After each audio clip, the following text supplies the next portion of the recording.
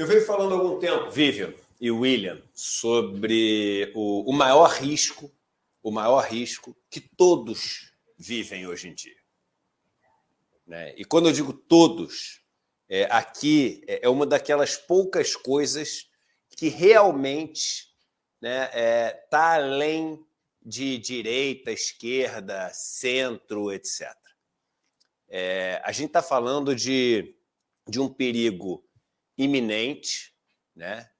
De algo que diz respeito a 100% das pessoas que vivem no planeta, né? E que é muito mais perigoso do que as pessoas podem imaginar. Nós estamos migrando para um planeta onde as principais ferramentas, os principais ambientes de negócio, os principais caminhos por onde o fluxo de tudo vai passar, o fluxo de informação, o fluxo de mercadorias, o fluxo de tudo, vão ser monopólios privados, quer dizer, que são de pessoas, como a Vivian, o William, o Eduardo, pessoas que acordam e vão poder decidir, enfim, o futuro do planeta de acordo com o humor que essas pessoas acordaram. Hoje, se você for pegar 20 anos atrás, as maiores empresas do mundo eram empresas que prestavam algum serviço na área de tecnologia, mas principalmente as empresas que produziam alguma coisa. Hoje, das principais empresas do planeta, né, a gente viu que tem uma que produz artigos de altíssimo luxo, a LHVM, que é dona da Moët Chandon, dona da Louis Vuitton, dona da Dom Perignon, etc. E as outras quase todas são empresas de tecnologia que são monopolistas na área onde atuam. O Google, por exemplo, que tem o nome de Alphabet, né, é uma empresa que tem um monopólio do mercado de busca. A gente já vai ver os dados aqui, né? O Facebook é uma empresa que também tem um monopólio nas redes sociais com essa característica de, enfim, de amigos, etc. O LinkedIn ele tem um monopólio nas redes sociais de, enfim, negócios e carreiras, etc. Carreiras talvez seja o mais adequado. E assim por diante. O WhatsApp também tem ali praticamente um monopólio na mensageria e etc. Ontem, o maior medo que eu tinha ao longo dos últimos anos, ele se concretizou nessa imagem aqui. Vamos botar a imagem do Google aqui, por favor. Minimalista o negócio, né? Para alguns é até difícil de perceber. Mas aqui nessa tela, o maior risco com o qual a gente já se deparou, talvez nas últimas décadas. Essa tela aparentemente simples é uma tela que não deixa nada a desejar aquelas séries de ficção, Black Mirror, aquelas outras que estão na moda, né? Tem uma na Apple agora, mostrando o futuro caótico para o qual a gente pode estar arrumando. E o que essa tela tem de tão especial? Olha, Eduardo, é a tela do buscador do Google, com um link aqui embaixo que diz: o PL das fake news pode piorar a sua internet. Esquece por um instante, e é difícil, porque a discussão já está acalorada, a discussão já está apaixonada. A discussão já virou... Mas calma aí, a esquerda é a favor de quê? A direita é a favor do quê? A discussão já virou... O meu político quer qual? O Bolsonaro e o Lula. Quem é a favor de quê? Quem é a favor do outro? Ah, vem cá. O que é o pessoal comunista? O que é o pessoal capitalista? A discussão já virou isso. Dá um passo atrás. Para você poder entender. Para você poder entender o tamanho desse risco. Primeiro, você tem que entender o seguinte: o Google ela é uma empresa de dono. Por isso a gente diz que é uma empresa privada. Ela não é uma empresa pública. Ela é uma empresa privada que ela tem o monopólio desse mercado, que é o mercado de buscadores na internet. Ele é a porta de entrada para todo mundo que entra na rede. Todo mundo que entra na rede para fazer um negócio, para pegar uma informação, para aprender uma coisa, para fazer uma aula, para assistir um vídeo. E a porta de entrada das pessoas são os buscadores. Vamos ver qual é a penetração do Google no mercado brasileiro? Põe o próximo gráfico, por favor. Todos dados com as fontes que estão sendo apresentados para vocês. O Google tem 96,27% do mercado brasileiro. Bota o gráfico aqui de como é que isso tem evoluído ao longo do tempo. Bota o gráfico aqui como é que isso tem evoluído ao longo do tempo, a participação. Aqui está a participação do Google ao longo do tempo. É constante. É quase 100%. Na prática é o seguinte, o Google, por isso a gente diz que ele é monopolista, ele é a porta de entrada de virtualmente todo mundo que está acessando a rede mundial de computadores aqui no Brasil. No mundo, esse número é muito parecido, em torno de 96% também. Em segundo vem o Bing. Com 2,5%. E os outros aí já ficam no 0 ponto alguma coisa. Ou seja, o Google ele se tornou uma porta de entrada pela qual todo mundo tem que passar para poder participar desse mundo da internet. O que acontece? O modelo de negócio dessas empresas privadas, não estamos falando ainda de PL das fake news, fica com a gente. O modelo de negócio dessas empresas privadas é um modelo de negócio que funciona da seguinte maneira, e aí eu vou pegar a lousa aqui. Vamos lá, que isso é importante, isso é muito importante, é a coisa mais importante que a gente já falou nos últimos tempos. Todas essas empresas são empresas que pegam aqui as pessoas, cada pontinho desse é uma pessoa, tá? Cada pontinho desse é uma pessoa. Essas são empresas que pegam as pessoas e tentam formar núcleos de pessoas muito parecidas. E eu vou explicar por quê. Então, a primeira coisa que ela faz é o seguinte, vamos colher as informações, vamos supor que aqui é a Vivian, tá? Vamos supor que aqui é o William, o De Luca, tá? Então, vamos pegar informações aqui no buscador. Ela pesquisa sobre o quê? A Vivian pesquisa sobre surf, então eu anoto aqui na Vivian, surf.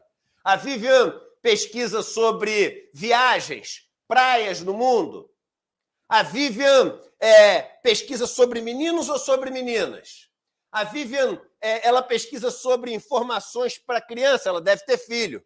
Mas criança de que idade? Mais velha ou mais nova? O William curte futebol, mas curte qual time? Quais países ele costuma visitar aqui? Quais roupas ele costuma também buscar? Com isso, ele vai criando as características das pessoas. Algumas redes, que são as redes que têm relações entre elas, vão anotando também como essas pessoas se relacionam, e aí elas vão fazendo o seguinte, vão juntando... Opa, isso aqui não está funcionando azul, vamos para o vermelho aqui. Vamos lá. Vão juntando várias pessoas que são parecidas e criam pequenas bolhas, onde as pessoas dessas bolhas têm características em comum. É o que a gente chama, em inglês, de cluster. É o nome em inglês, tá? Mas ele quer dizer a bolha. Você vai ver muito isso nos relatórios em inglês, por isso que eu estou botando o nome em inglês. Quando você cria uma bolha que tem uma característica muito próxima, fica muito mais fácil quando o anunciante solta aqui o míssil do anunciante, aqui, ó, o foguete do anunciante aqui, que tem que acertar, o que ele faz? Em vez de soltar um míssil que vai tentar atirar todo mundo para poder converter para o produto dele, o anunciante ele vai na boa.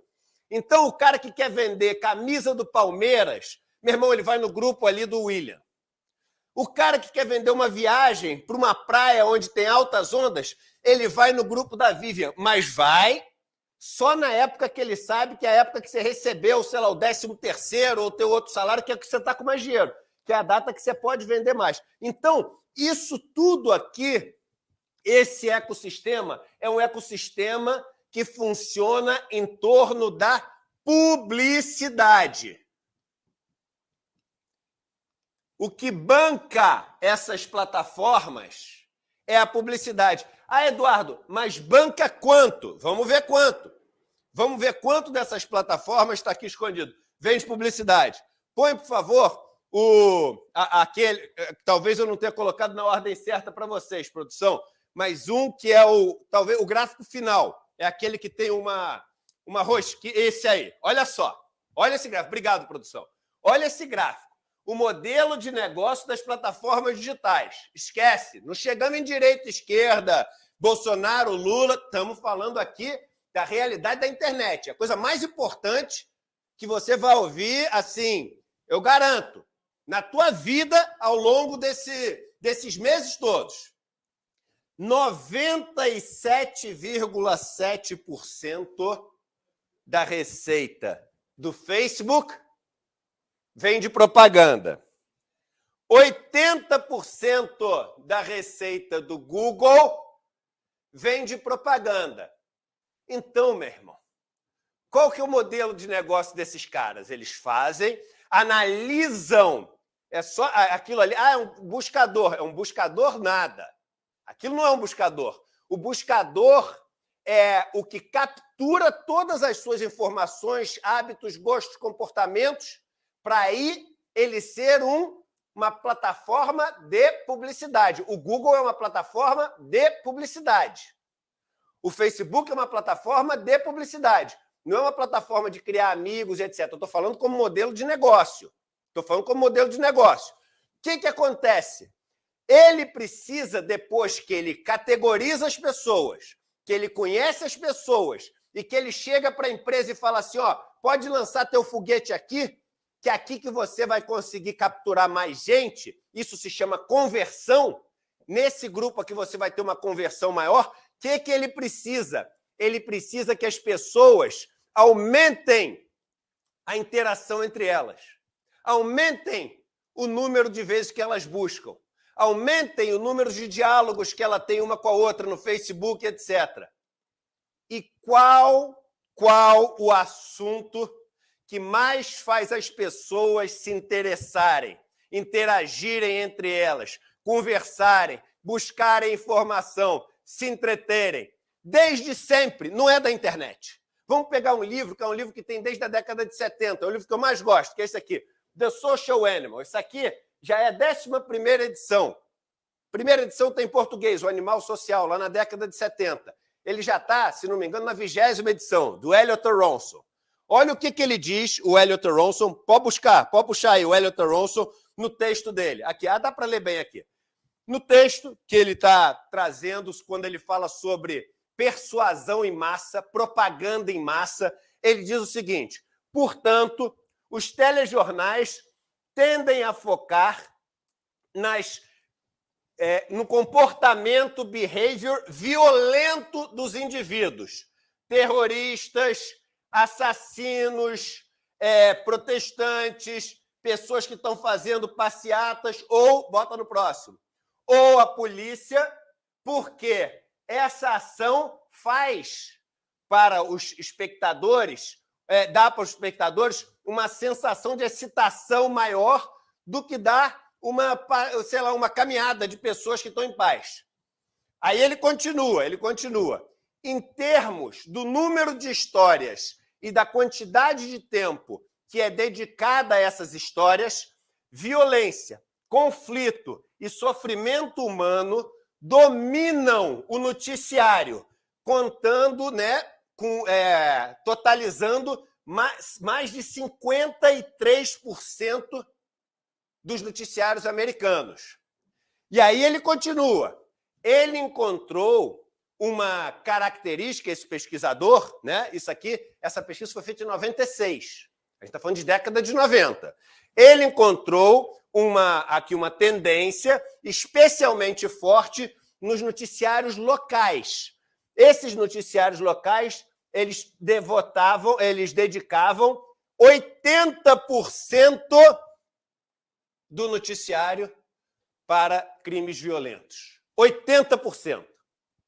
Veja que a gente está falando o seguinte, desde sempre, o que interessou as pessoas foi violência, sofrimento, terrorismo, ameaça. E aí uma pesquisa, isso aqui é de décadas atrás, quando a televisão era o meio onde as pessoas interagiram. Aí o MIT fez uma pesquisa agora, alguns anos atrás. Aí nessa pesquisa, ele rodou para o mundo virtual, para o mundo da internet, o que mais pegava, o que espalhava mais rápido, o que era de maior interesse. Aí o título do relatório dele foi o seguinte, the spread, ou seja, a disseminação de notícias verdadeiras e falsas online. Começa. Notícias falsas é um grande negócio. A gente está falando do MIT, Massachusetts Institute of Technology, nos Estados Unidos. Por acaso, até o lugar onde toda a galera capitalista, de direita, etc., porque quem tem dinheiro para pagar esse Sloan School, que é a escola de MBA deles, etc., começa falando notícias falsas são um grande negócio. E aí, aqui vem os highlights, ou seja, os destaques da pesquisa. Aí ele coloca, eu só quero ler esse pedacinho para vocês, o seguinte, controlando todos os outros fatores, as notícias falsas tinham 70% mais chance de ser retuitada do que as notícias verdadeiras. Quase que o dobro.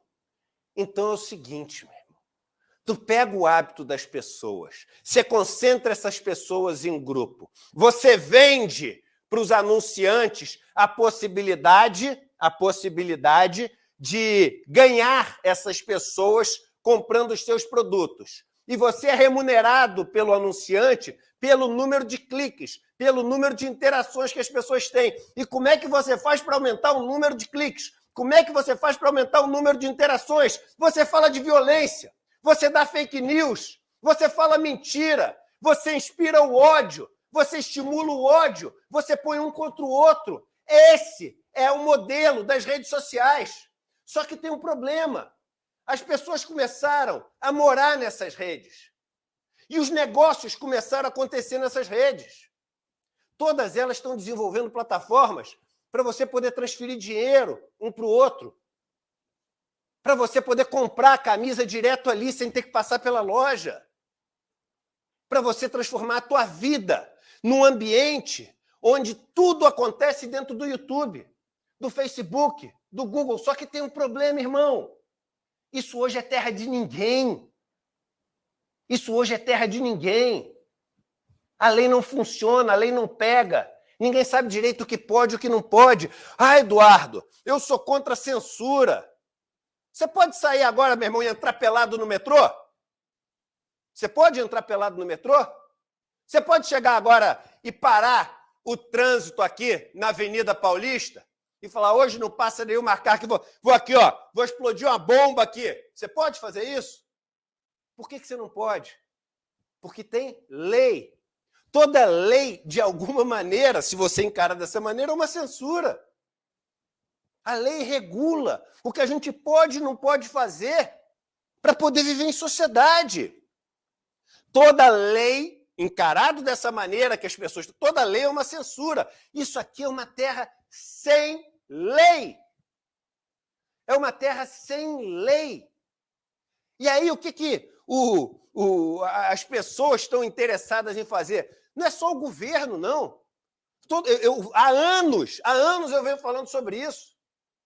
A gente está querendo fazer o seguinte, olha só, vem cá, tem que ter alguma lei. Porque é como se fosse, e esse exemplo é bom, Vivian e William, é como se, olha como fica fácil imaginar aqui. Vamos supor que uma empresa privada, presta atenção, fica comigo, porque esse exemplo é bom. Uma empresa privada compra todas as escolas do Brasil. Uma empresa privada compra todas as escolas do Brasil. Todas. A escola para criança de 5 anos, criança de 12 anos, criança de 18 anos. A formação inteira das crianças está na mão de uma escola, com um dono. E aí esse dono resolve fazer o seguinte: eu vou inventar, o que passou, ninguém estava vivo mesmo, eu vou inventar uma história diferente. A história diferente que eu vou inventar é o seguinte: sei lá, no Brasil não teve escravidão. Eu vou inventar uma história aqui que o nazismo não foi essa maldade toda. Eu vou inventar uma história aqui de que a Terra é plana. O que ele quiser. Imediatamente você vai falar: Eduardo, mas claro que isso não pode. O cara não pode ensinar todas as pessoas de acordo com o que ele tem na cabeça dele. Tem que ter alguma regra. Não é fácil pensar? É a mesma coisa que a gente está falando. E aqui, o cara comprou quase todas as escolas, porque o cara tem 97% Google. 97%. Aí o Google chega e fala o seguinte: olha só, eu estou vendo que vocês estão fazendo essa discussão, mas eu vou fazer o seguinte: agora vocês vão descobrir que eu não sou o buscador. Porque na minha página principal, eu vou botar assim: não aceitem o PL das fake news. O PL das fake news é ruim. O PL das fake news pode piorar a sua internet. Mas como assim? Gente, é tão louco que não tem nem escrito opinião. As pessoas não estão nem acostumadas a ser... No Google, as pessoas elas estão acostumadas a entrar e receber uma verdade. Receber informação em cima da qual elas vão se basear. E aqui a gente tem um monopólio privado, que é a porta de entrada para todas as pessoas do Brasil, colocou um cartaz na porta de entrada, por onde todo mundo quer entrar, dizendo o seguinte: olha, a lei tem que ser desse jeito. É o começo do caos. É o Google querendo dizer como é que tem que ser a nossa lei no país. É o Google querendo dizer o que tem que ser aprovado ou não no Congresso. E se o Google amanhã acordar e achar que nazismo é bom? E se o Google acordar amanhã e achar que no Brasil tem que ter controle de natalidade? E se o Google acordar amanhã e achar que no Brasil a gente não deveria oferecer vacina para todo mundo? O Google, ele pode, uma empresa de fora, de um dono, privada, ele pode definir o que a gente vai querer fazer ou não. Ah, Eduardo, mas a Globo sempre fez isso. E a Globo sempre foi adversária de um país verdadeiramente democrático. Mas entendam que esse perigo, por mais difícil que seja ver, é 10 vezes maior do que o da Globo. Sabe por quê? Na Globo, você não podia... Primeiro que a Globo não conseguia ver quem estava do outro lado. A Globo não conseguia te estudar no detalhe. A Globo não sabia os seus maiores medos. A Globo não sabia a hora que você saía de casa e voltava. A Globo não sabia o seu CEP. A Globo não sabia os seus fetiches, os seus traumas. A Globo não sabia os seus desejos. Eles sabem. E na Globo você não podia chegar na tela e clicar num botão para comprar uma coisa ali. Na Globo você não podia fazer uma transação de dinheiro aqui. Aqui é quase que essa história do metaverso. Isso aqui já é o metaverso, irmão. Já é o lugar onde você vê um monte de gente que não existe como aparece porque botou um monte de filtro. Já é o lugar onde você transporta suas riquezas, porque o mundo é um mundo de serviços. Então, os serviços são prestados através dessas plataformas. Aqui já é o mundo onde tem os bancos, porque é onde você manda e recebe o seu dinheiro. A Amazon, há 15 anos atrás, já era a empresa que mais depositava pedido de patente financeira. Não eram os bancos, era a Amazon. E hoje, essa empresa está falando o seguinte: olha, eu não quero ser regulada. Eu não quero ter lei nenhuma.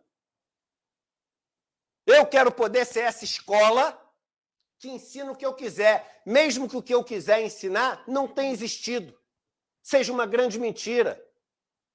E você não vai poder me punir, porque eu vou deixar tudo nessa zona estranha, embaçada, cinzenta, para eu poder continuar fazendo isso. E o que o Google fez, gente? Aí a gente tem que entender. Agora a gente entra na nossa discussão. Muita gente, ele pega esse dinheiro que ele ganha e distribui, o YouTube também, o Facebook também, um pouquinhozinho ali, para quem gera esses fluxos enormes para eles. E tornam essas pessoas dependentes do dinheiro que elas ganham do Google, do YouTube. Então, hoje, tem um monte de site, tem um monte de, como é que se diz, comunidades, blogueiros, influenciadores, que passaram a depender financeiramente desses caras. E aí é muito triste ver que essa turma está simplesmente assim, ignorando o caos que isso pode ser, o terror que isso pode ser para a sociedade, para poder assim salvar o dinheirinho que ganha no final do mês. Que momento assim, que momento espetacular a gente teve quando resolveu não depender de propaganda no ICL. Você consegue entender a amarra que é para alguém que depende da verba do Google, depende da verba do YouTube, depende da verba do Facebook? É claro que falando isso do jeito que a gente está falando, a gente está correndo um risco gigante. O nosso negócio depende da transmissão do YouTube, depende do Google, eles podem acabar com a gente, mas a gente vai enfrentar. A gente vai enfrentar e vai falar. E é muito triste ver que um monte de gente na internet está vendendo a sua opinião pelo mesmo dinheiro que vai matar essas pessoas um dia. Anota o dia de hoje. Anota o dia de hoje. Dia 2 de maio de 2023. Presta atenção no que eu estou falando. As mesmas empresas que hoje estão defendendo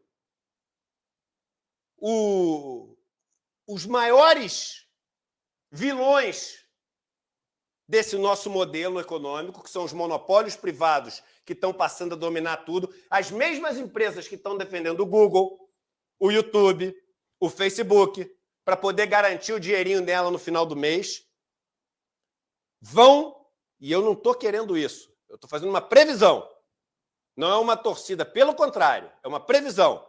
E eu já explico por que é uma previsão. As mesmas empresas que estão defendendo essas pessoas vão quebrar por causa do modelo de negócio delas. Daqui a 5 anos, nenhuma delas vai estar no ar. Daqui a 5 anos, nenhuma delas vai estar no ar. Sabe por quê? As agências de viagem, lá no começo da internet, que criaram todo o seu modelo de negócio em cima do Google, do Facebook, todas foram varridas do mapa. As empresas de cupom, quem se lembra das empresas de cupom? Que foram montadas todas em cima do negócio do Google, do Facebook, todas foram varridas do mapa. E você pode pegar várias outras. Elas criaram o seu modelo de negócios em cima de um monopólio privado. O monopólio privado, num determinado momento, resolveu que o custo para essas empresas existirem seria multiplicado por 10 e acabou com a receita, com a lucratividade dessas empresas. No monopólio privado, sem regra, e sem regra para distribuir receita, que é o que está sendo proposto agora, ou seja, as pessoas que produzem o conteúdo sem o qual essas plataformas não vivem, essas pessoas têm que receber. E tem que receber de uma maneira previsível e transparente. Porque se não receberem de uma maneira previsível e transparente, amanhã o Google pode acordar e acabar com essas empresas todas. No longo prazo, o que está sendo proposto é defender as empresas que estão penduradas nesse modelo de negócio. Mas as pessoas estão pensando no curtíssimo prazo. A gente vive hoje um dos maiores riscos que, independente da geração de quem está assistindo aqui, que você já viveu. Um dos maiores riscos que você já viveu. Do mundo ser controlado por monopólios privados sem regulação. Não dá para imaginar algo maior do que isso. Porque daqui a pouco o Google vai chegar e vai falar o seguinte: olha só, eu estou com muito poder na mão, é um perigo para todo mundo se a minha base de dados for destruída. Eu quero ter uma bomba atômica. É claro que eu estou caricaturando, mas nem tanto. Eu quero ter uma bomba atômica. Por quê? Para defender. Na verdade, eu estou defendendo vocês. Por que ele não vai poder ter? Aí daqui a pouco ele chega e fala o seguinte: não, eu quero ter uma bomba atômica, não, eu quero ter 2. Eu quero ter 3. Aí o cara fala: não, você pode ter, mas só pode usar. Não, mas agora eu quero também o direito de usar. A gente está criando nações gigantes privadas, sem lei. Esse projeto de lei, e que pode ter um monte de coisa para ser ajustada para cá, acertada para cá, e todo projeto de lei tem. Que aí entra os interesses, né, de grupos, entra o lobby, entra os interesses pessoais, entra a turma que não entende do negócio e quer palpitar. Então tem de tudo. Então é claro que o negócio deve ter um monte de coisa para ajustar.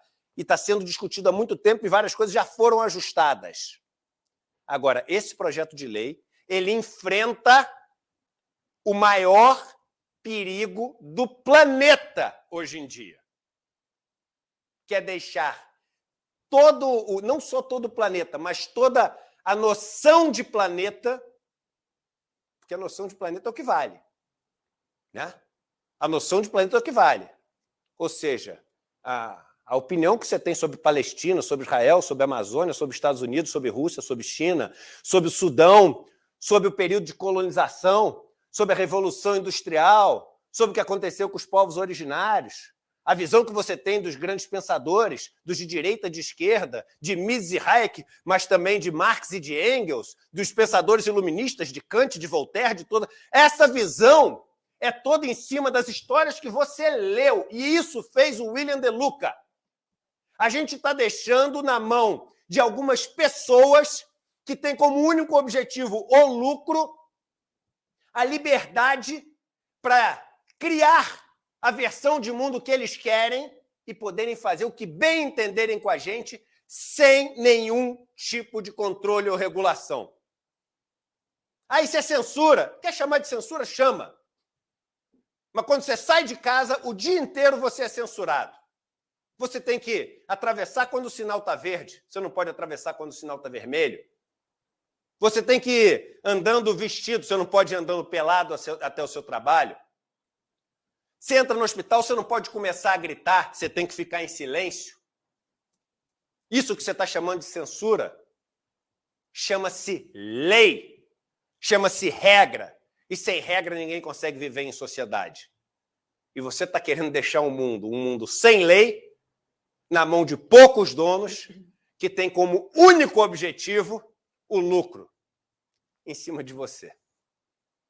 Então, acorda, irmão. Acorda, irmão. E cai, na real, da importância do que a gente está discutindo. Esse projeto de lei, ele tem que ser levado adiante. E a gente tem que, de uma vez por todas, não dá nem para dizer enquanto o monstro é pequeno, porque o monstro já é gigante. Mas no momento que a gente tem a oportunidade de enfrentar esses que são os maiores vilões e o maior perigo da nossa sociedade moderna.